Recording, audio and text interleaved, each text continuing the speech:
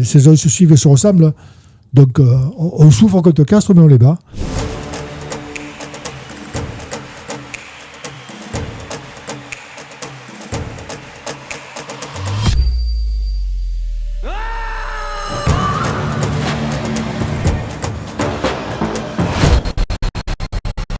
Alors, dans les points positifs, je pense que l'apport du banc a été déterminant, notamment la rentrée de Melvin Jaminet qui a permis de sortir de notre camp avec un peu plus de longueur et nous a fait souffler. Et de passer un drop aussi. Il passe un drop. Bah, Salvatore est impliqué aussi sur l'essai de Gaël Dréan, qui lui aussi, depuis le début de saison, sur les 2 derniers matchs, marche un peu sur l'eau. Hein. On nous parle beaucoup de Biel Barré, mais je pense qu'il faudrait jeter de temps en temps un coup d'œil sur ce que fait Gaël Dréan. Je pense que c'est pas mal non plus. Voilà. Par contre, il ne joue pas à Bordeaux. Bon, après, sur l'essai de Dréan, on peut dire quand même merci à l'arbitre vidéo il devait sortir, il a dû s'endormir.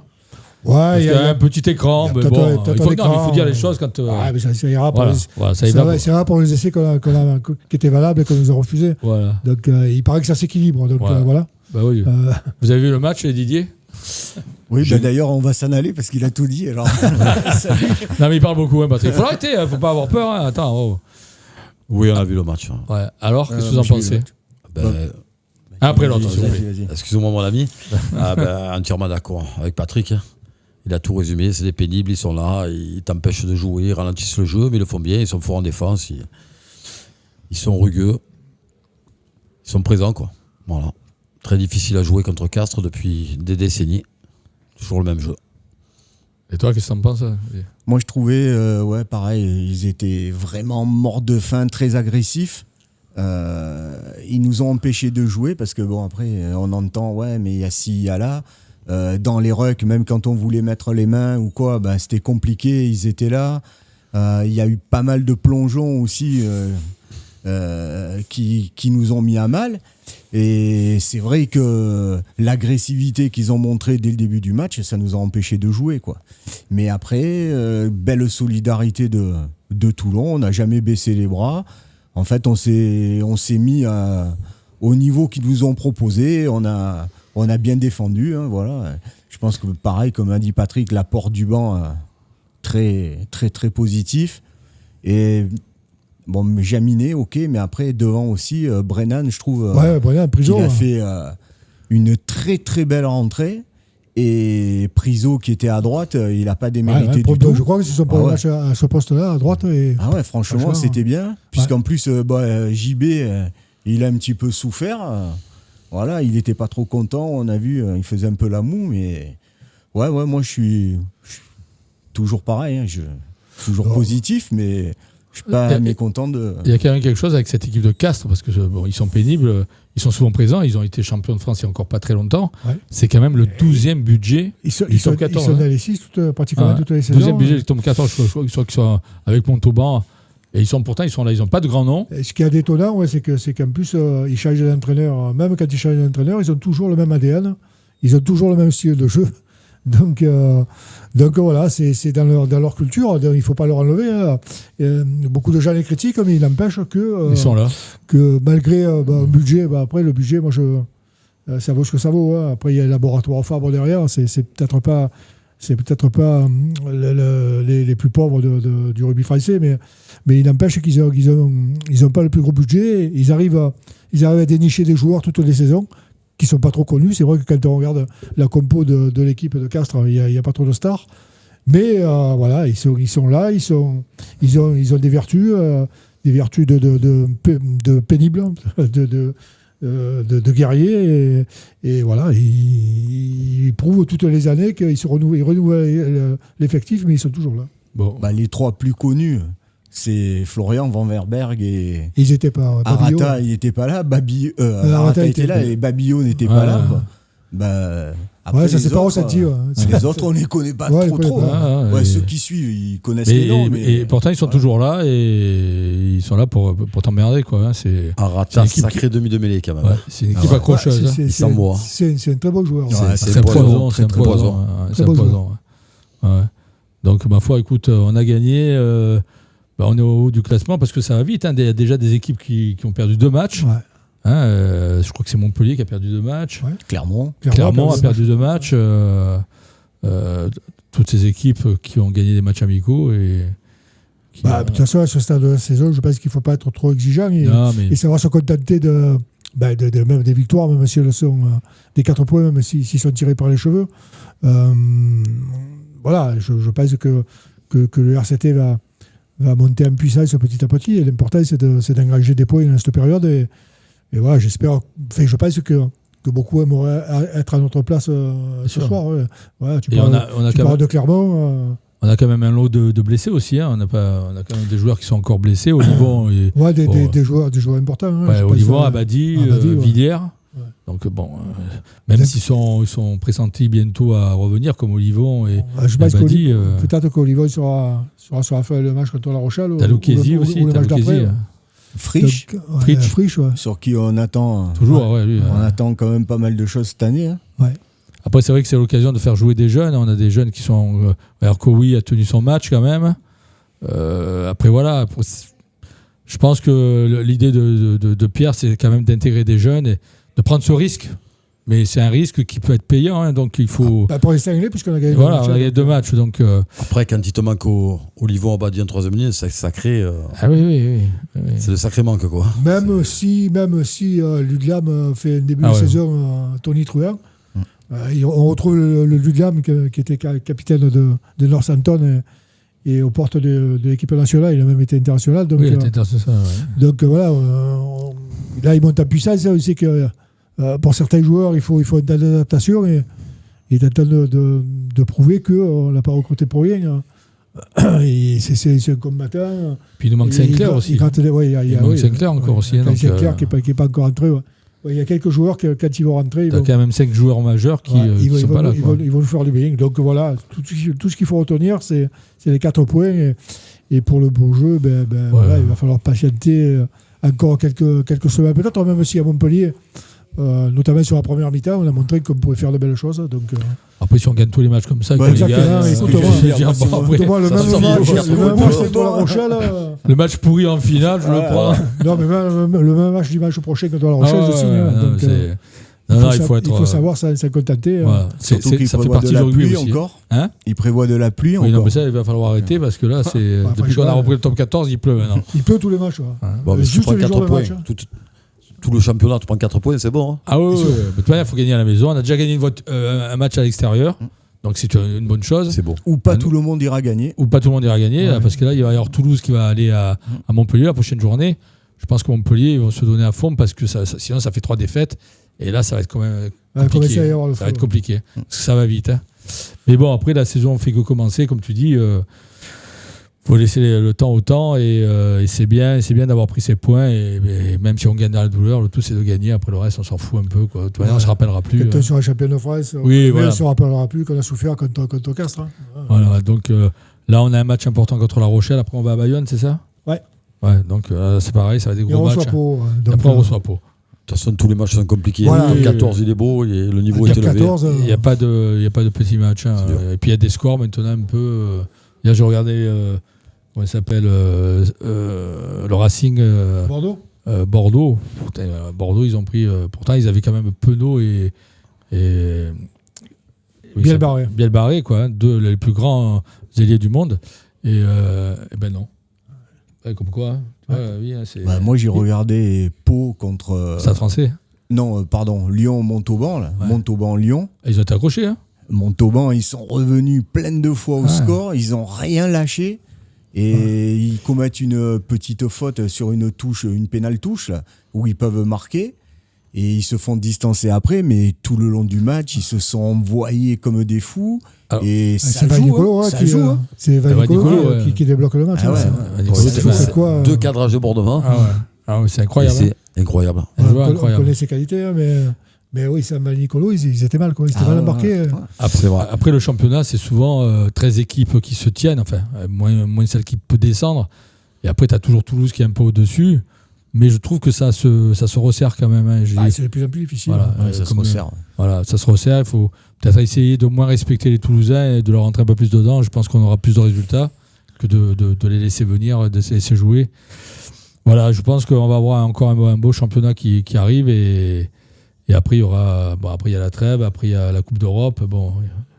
Donc ça va être. Nous on va partir un peu à Bayonne et après on va aller à Édimbourg les supporter. C'est beau. Il y a de quoi se régaler. Et après à Gloucester. Voilà. Et après ça va être bon. Hein.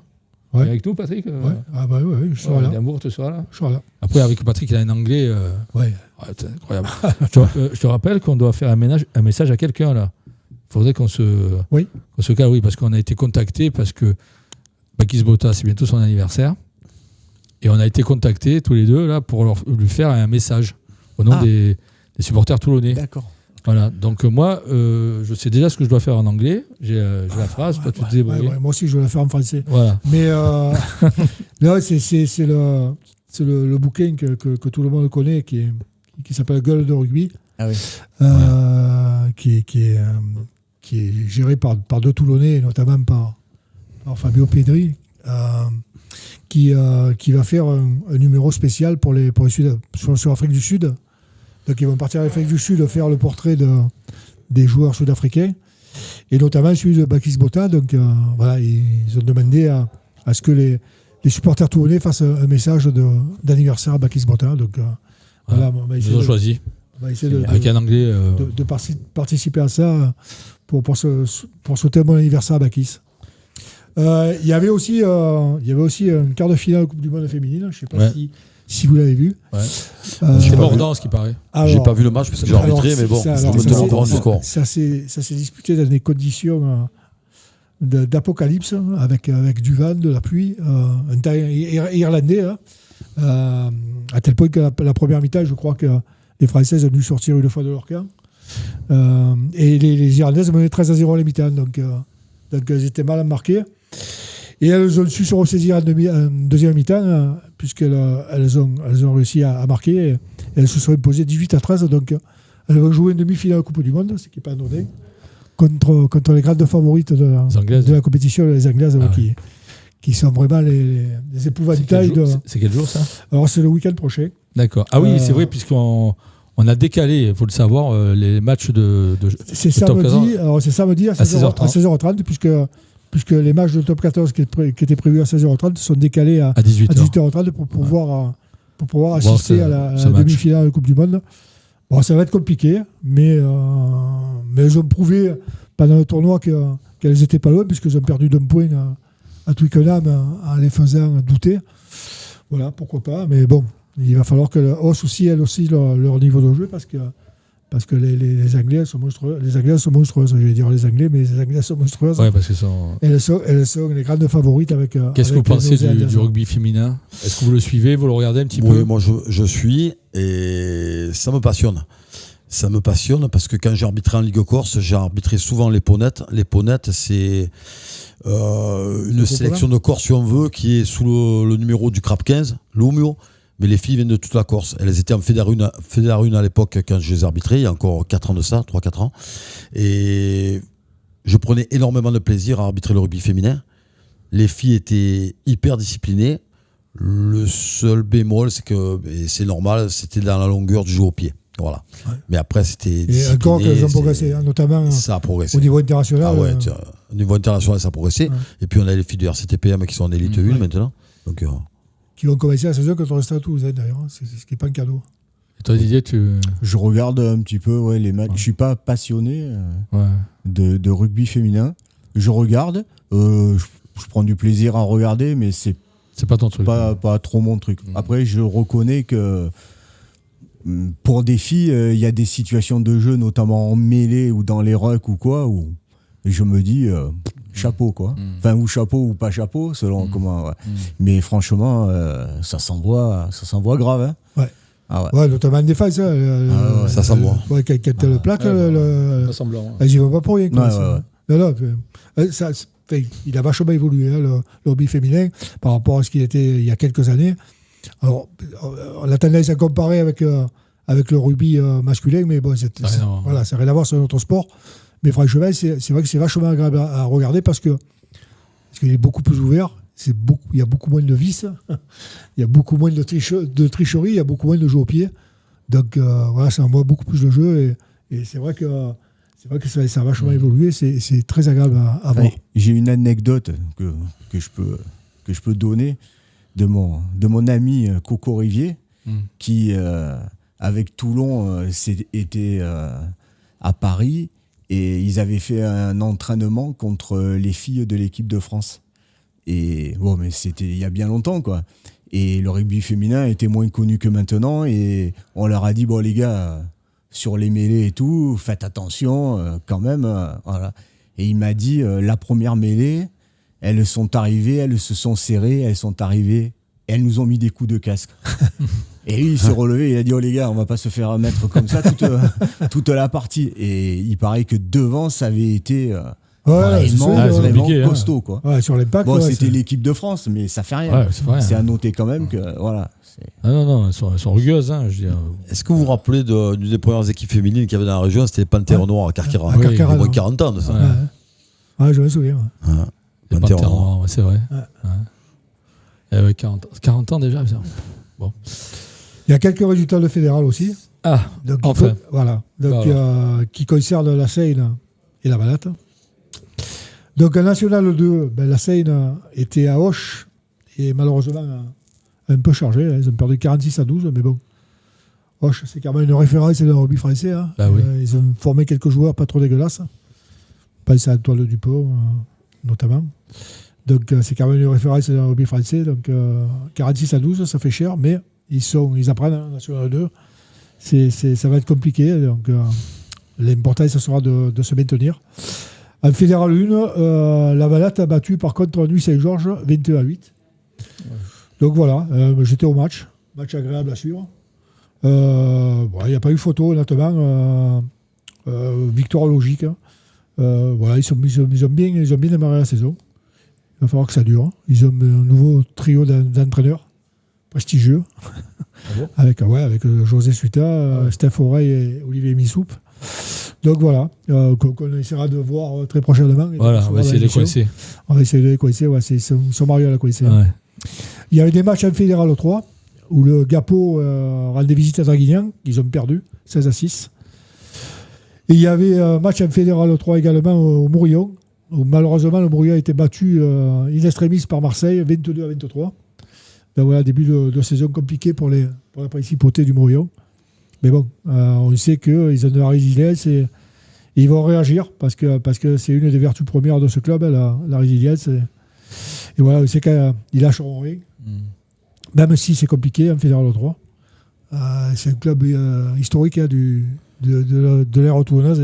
C'est vrai. Le Mourillon avait. Donc il faut vanter les vertus parce que jouer en Fédéral 3, quand on sait que c'est un club de quartier, c'est quand même une belle performance. C'est ça. Ils avaient réactivé le club en 1991, je me rappelle. Avec le Pradé, on a fait un match amical contre eux, c'était leur premier match. Ah ouais. Il y a Michel Griot, Titi Giraudot, Thierry Girard, tout ça à l'époque. Thierry Girard, un poète, Thierry Girard. Thierry Girard.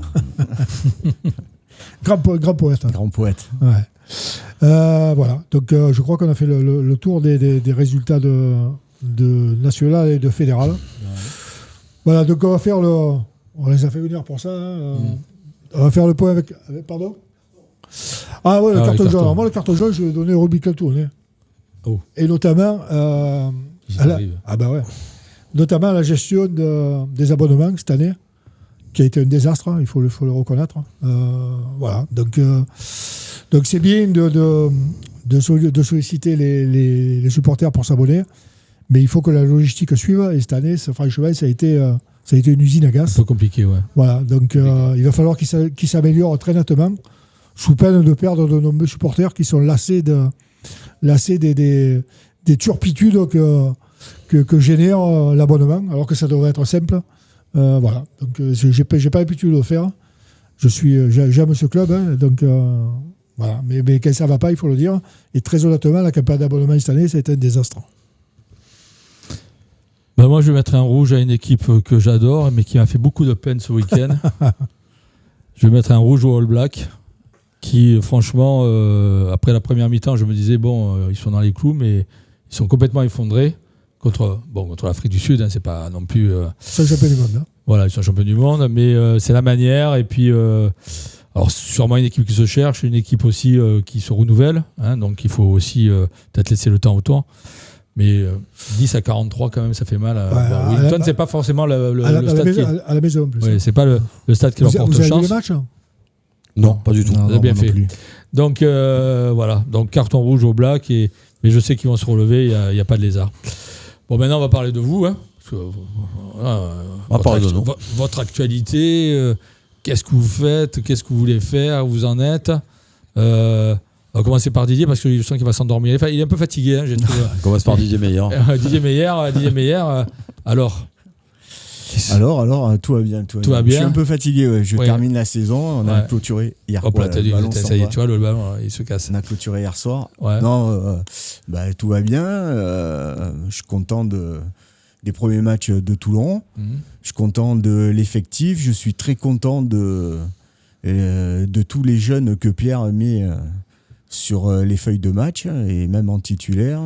Je suis très agréablement surpris de notre Italien au centre. Parce que sur 2 matchs, franchement, je trouve qu'il a été bien. Je trouve Ludlam très bien. Enfin, moi, je reste positif. Bon, là, j'ai cité 2 étrangers, mais je suis très, très content de tous ces jeunes du centre de formation qui sont là, qui se donnent à fond pour le club et tout. Pierre leur fait confiance. Pour l'instant, c'est 2 matchs, mais ça fait rien. On voit quand même que sur la dynamique et tout, ils sont bien, ils sont contents d'être là. Pour moi, c'est hyper positif. Il faut laisser le temps au temps. Voilà. C'est 2 matchs, mais 2 matchs gagnés, quoi. Voilà. Exactement. 2 matchs gagnés. Et puis, je pense que quand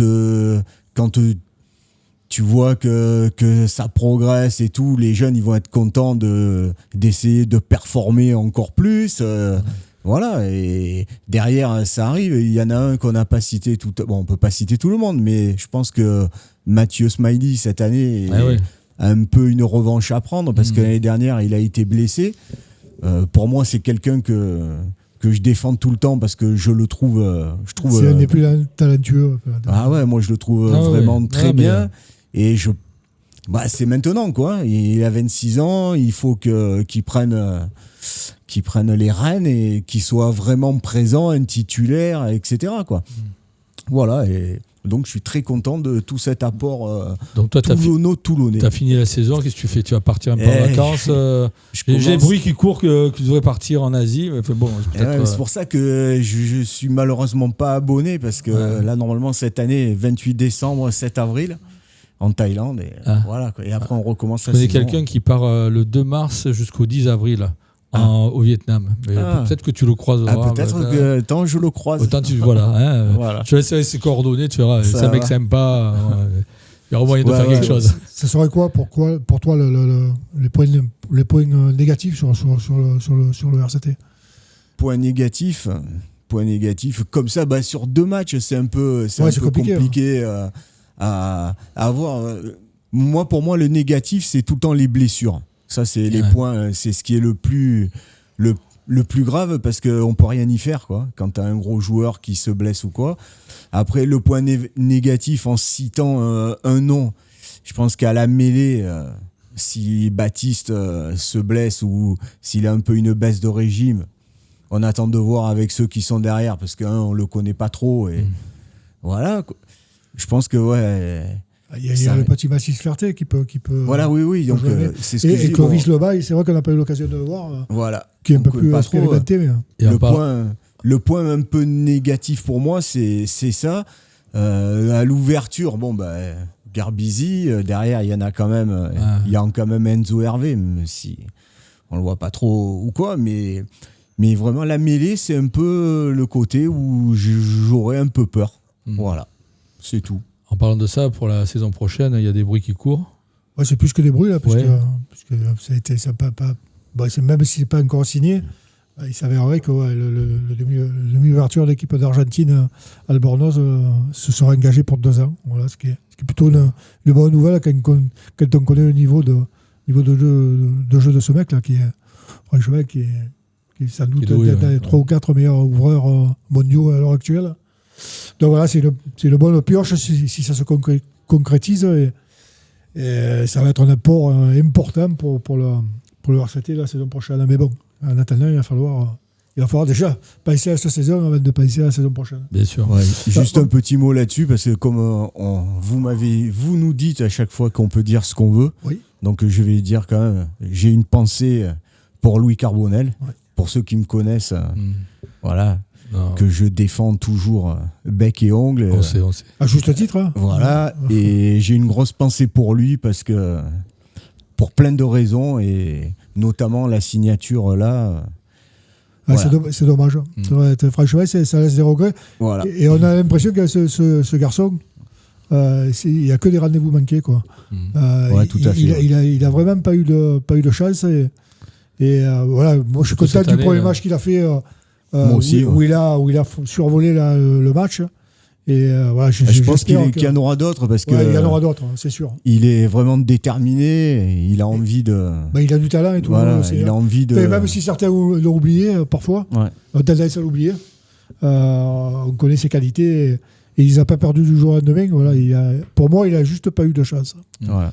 J'espère que ça va tourner pour lui. Ouais, je voulais avoir une pensée pour lui. Non, mais c'est bien. Non, mais tu as raison. Et c'est vrai que c'est dommage que voilà, ça soit pas cette année là, cette histoire de d'échange qui n'a pas abouti, qui a avorté. Et voilà, c'est vrai que c'était l'occasion de retrouver Louis ici à Toulon, et malheureusement, ça s'est pas fait. Et voilà, c'est regrettable. Ouais.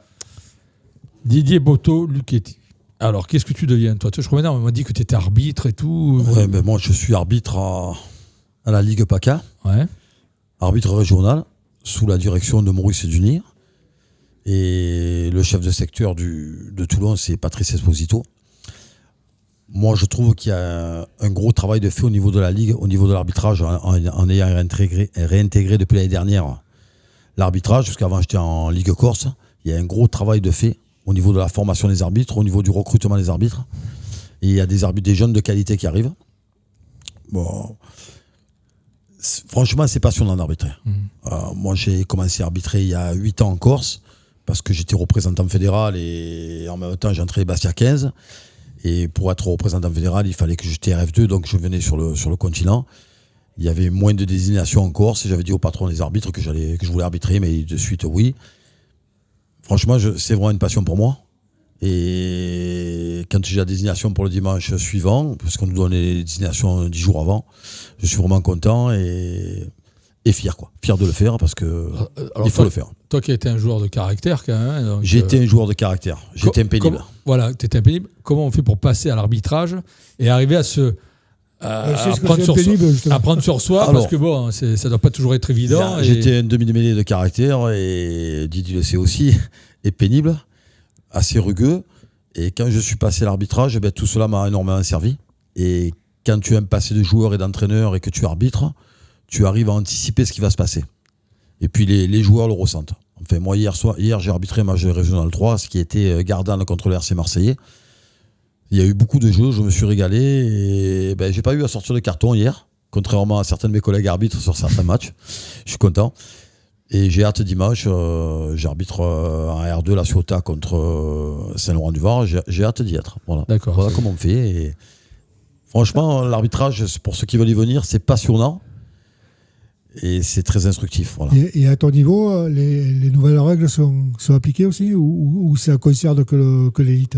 Lesquelles règles? À savoir l'introduction en mêlée. Alors, les commandements en mêlée, c'est pas les mêmes. Donc, nous, c'est flexion, lié, placement. Et l'introduction, elle peut se faire encore plus ou moins de deuxième ligne comme... L'introduction, depuis cette année... Vous avez les consignes On a les consignes sur les introductions. Mais surtout, à notre niveau, on a des consignes de... Ce qui est le plus important, c'est la sécurité du joueur. En premier, la sécurité du joueur. Mais c'est vrai que hier, j'ai surveillé les introductions. Après, il y en a toujours qui sont un peu plus malins que d'autres des neufs, ça on le sait. Mais à notre niveau, la consigne numéro 1, c'est la sécurité des joueurs cette année. Donc il y a le carton orange aussi? Non, il n'y a pas le carton orange. C'est jaune et rouge. Nous, on a blanc. Ah, blanc. C'est quoi? Blanc, on a jaune. Pas technique. On a rouge et on a bleu. D'accord. Bleu, c'est commotion cérébrale. Suspicion de commotion cérébrale. D'accord. Et il ne faut pas hésiter à le sortir s'il y a un doute, parce que l'arbitre, on est responsable de tout ça. D'accord. Donc s'il y a un doute, on met le carton bleu. Le joueur peut être remplacé, c'est pas comme en rouge, bien sûr. Par contre, avant, c'était 10 jours de carence pour reprendre le rugby. Maintenant, c'est 3 semaines sans rugby, 21 jours. D'accord. Et avec certificat médical et tout ce que tu veux. Quoi. Ah ouais, donc c'est une reprise. Plus encadré. Ah oui, c'est très encadré. Avec accord du médecin de la Ligue aussi, qui est José Gadea. Tout le monde le connaît. Oui. Voilà. Et toi, le début de saison université, tu en bases de quoi J'en pense, comme on a discuté, 2 matchs de victoire, c'est parfait, parce qu'il y en a qui sont à 2 matchs de défaite. Même comme tu disais, c'était tiré par les cheveux, à part pour ça, j'ai pour moi. Oui. Voilà. C'est une remarque qu'il fallait faire quand même. Voilà, mais il fallait le faire, gagner à Montpellier et puis sortir du piège castré. Moi, je suis très content pour mon club. Voilà. Après, un petit mot sur mon club, le RC Saint-Jean-du-Var, parce que le RC Saint-Jean-du-Var va fêter ses 20 ans l'année prochaine. Christophe Ebraillot, président depuis 20 ans. C'est un club qui évolue bien. Et moi, quand j'ai quitté le RC Oulu l'année dernière et que j'ai dit je mute chez toi, j'avais déjà 4 ans d'entraînement. J'avais entraîné pendant 4 ans le RC Saint-Jean. Il m'a accueilli à bras ouverts et je m'entraîne avec ces jeunes le mercredi soir. Et franchement, je me régale, une super ambiance. Il y a envie d'évoluer. Et hier, ils ont gagné contre le Pradé, qui est une grosse équipe, le RC Pradé, qui est mon club formateur aussi, mon premier club. Ils ont gagné 12-7. Il fallait sortir de ça parce que pour moi, c'est les 2 plus grosses équipes de la poule et Pierrefeu. Voilà. Bravo RC Saint-Jean. Et bon, et ton avenir, donc, mis à part son avenir, vous l'avez entendu, il s'entraîne avec les jeunes. À l'âge qu'il a, non, je joue plus. Tout à fait normal. C'est terminé. Moi, je vois les vidéos, t'arrêtes pas de courir par contre. C'est vrai, j'arrête pas de courir. Mais j'ai fait énormément de commotion cérébrale, j'ai plus envie d'en faire. Et mon avenir, c'est arbitrer. Tant que je peux arbitrer, je vais arbitrer. Voilà. D'accord, ok. Et prendre du plaisir. Et toi, Didier, tu ne veux pas devenir arbitre, hein? Non, Didier non, meilleur. je suis trop vieux. T'es trop... Il y a plus d'âge. Alors non, il y a plus. Je crois qu'il n'y a plus d'âge limite. Il y a plus d'âge limite. Alors, il y avait avant la limite d'âge, c'est 55 ans. Ouais. Et tu avais droit à une dérogation d'1 an. C'est 56, j'avais eu en Corse. Et depuis l'année dernière, j'ai pu reprendre l'arbitrage parce que maintenant, il n'y a plus de limite d'âge. Ouais. C'est sur test physique. D'accord. C'est mieux d'ailleurs. C'est sur test physique. Parce que ce qui n'était pas logique, c'est qu'il y a 2 ans, je pouvais jouer au rugby en régional, en compétition, et je ne pouvais pas arbitrer. Maintenant, j'ai pu reprendre l'arbitrage et c'est beaucoup mieux.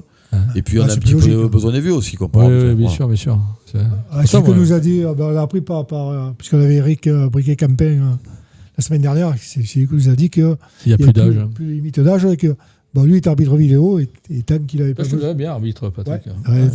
J'ai la vocation pour ça. À la vidéo ou sur le terrain? Sur le terrain, je le vois sur le terrain. Moi, je me mets à la vidéo, je laisse sur le terrain. Je peux arbitrer, mais que tout long. J'ai peut-être une opportunité, puisque je fais un peu de com. Il y a un club qui a été monté à Koh Samui, et dont l'entraîneur est notre ami Brocho. Voilà. Et Thierry Boréani, pour ceux qui le connaissent, vaillante demi de mêlée de la Seine. Et quand je suis là-bas, je vais m'entraîner à toucher une fois par semaine. Donc peut-être que je peux éventuellement arbitrer là-bas. C'est pas le Catoy Rugby Club? Non, c'est pas le Catoy Rugby Club. Parce qu'à toucher, ça va faire mal. Il faut préciser que pour les gens qui ne savent pas, que c'est en Thaïlande. Hein. Oui, c'est en Thaïlande. Il faut savoir aussi que je reviens sur l'arbitre de la région, de la Ligue. On a une réunion d'arbitres tous les 15 jours pour se mettre au niveau des règles, pour discuter des matchs, pour tout ce qui est règlement, pour avancer. Voilà. Chaque fois, il y a des questions. L'année dernière, il nous a émis le 8 février 2 nouvelles règles. C'est très important. On se réunit tous les 15 jours et c'est très important d'être ensemble. Et il y a une grosse solidarité entre nous, par contre. On en a besoin. Vaut mieux. Parce que ça fait, à la limite, je le dis toujours, c'est plus difficile d'arbitrer pour vous que pour le top 14. Hein. Je sais pas, le top 14, c'est rigolo. Hein, vous n'avez pas les mêmes outils. Hein. Hier, j'ai arbitré les juges de touche, c'était remplaçant de chaque côté. Ouais. Donc, tu es obligé de rentrer dans les 5 et dans les 15 mètres que tu ne rentres pas quand tu as un JT officiel. Bon, on a un RF, heureusement qu'on a un RF sur le bord de touche. Hier, j'avais un très bon RF. Et c'est vrai que tu n'as pas la vidéo. Tu dois prendre la décision à l'instant T. T'as pas les assistants. T'as pas l'assistant. On les a qu'à partir des demi-finales régionales. Ou alors, t'as un club comme Port-de-Beau qui demande les JT. Qui demande les JT à chaque match. C'est bien, mais c'est à leur charge à eux. Voilà. Les JT, c'est quoi? Juge de touche. Juge de touche, d'accord. Assistant. C'est pas joueur. Arbitre assistant. D'accord. Ok. Bon, alors, il y en a quand même des arbitres assistants? Il y en a. Mais pas sur tous les matchs. Pas sur tous les matchs. Alors, à partir de demi-finale, il y a les arbitres assistants quand on est disponible, quoi, parce qu'on est quand même 130 arbitres à la Ligue, mais il y a beaucoup de matchs cette année. Regarde, en Régional 3, tu as 3 poules cette année. Tu as la poule réserve, Régional 2 et 3. Ça fait beaucoup. Il y a des poules en moins de 18 aussi, en plus. Quand on est disponible, oui. Et pour les finales, c'est sûr et certain qu'il y a les JT. Bon, cette année, j'étais au final à Aix, j'étais JT sur un match. Ça peut être un arbitre comme moi qui soit à la touche. La semaine d'après, je peux être au centre. Bon. Hier, Patrice Esposito, qui a beaucoup d'expérience, Patrice, tout le monde le connaît, il était JT à Port-de-Bouc. Voilà, parce qu'il les demande. C'est comme ça tourne. Et c'est pas compliqué de susciter des vocations chez les arbitres, hein. Il y a beaucoup de jeunes qui... Cette année, il y a pas mal d'ACF. Les ACF, c'est arbitres en cours de formation. Il y a beaucoup de jeunes. Ces jeunes-là qui débutent pourront arbitrer qu'à partir du mois de novembre parce qu'il leur faut une certaine formation. Et les mineurs ont quelqu'un qui les suivront, bien sûr. Après, ils ne peuvent pas arbitrer les seniors. J'aurais plus parlé en 2 émissions des arbitres que de toute ma vie. Ouais, c'est vrai. Quoi, tu vois, les insulter en plus. Je pense que cette année, les mineurs, ils peuvent arbitrer les seniors, mais il faut qu'ils aient 17 ans, je crois. Ah ouais. L'année dernière, c'était, il fallait être majeur, quoi. C'est beaucoup mieux. Ça doit pas être évident, ça. 17 ans, arbitrer des seniors. Voilà. Bon. Ouais, c'est pas un cadeau. Mais quand ils débutent, ils commencent par les moins de 16. Hein. D'accord.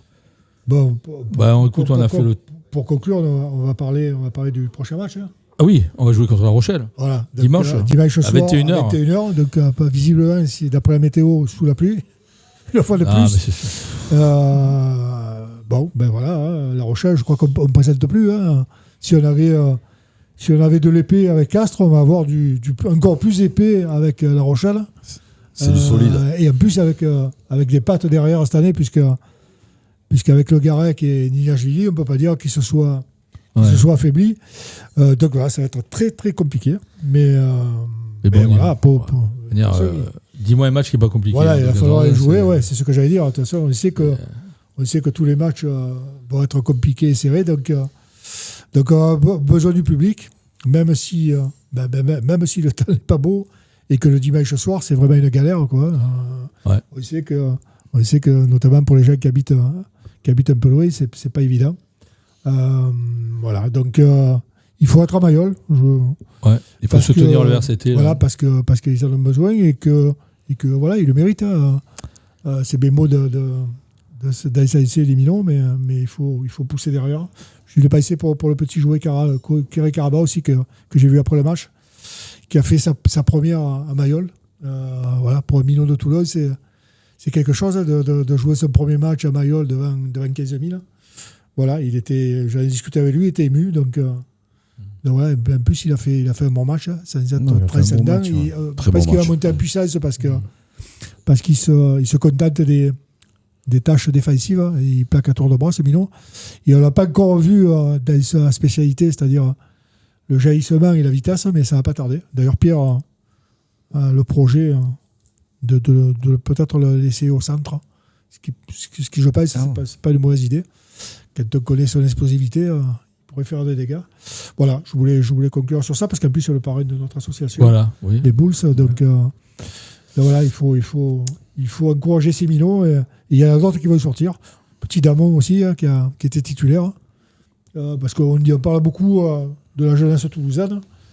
Et c'est bien, ils ont des jeunes, mais c'est pas les seuls. Il faut le souligner.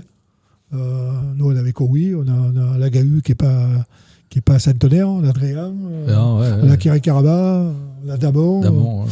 Voilà, on a aussi des jeunes formés à Toulon qui jouent en première. Qui arrivent.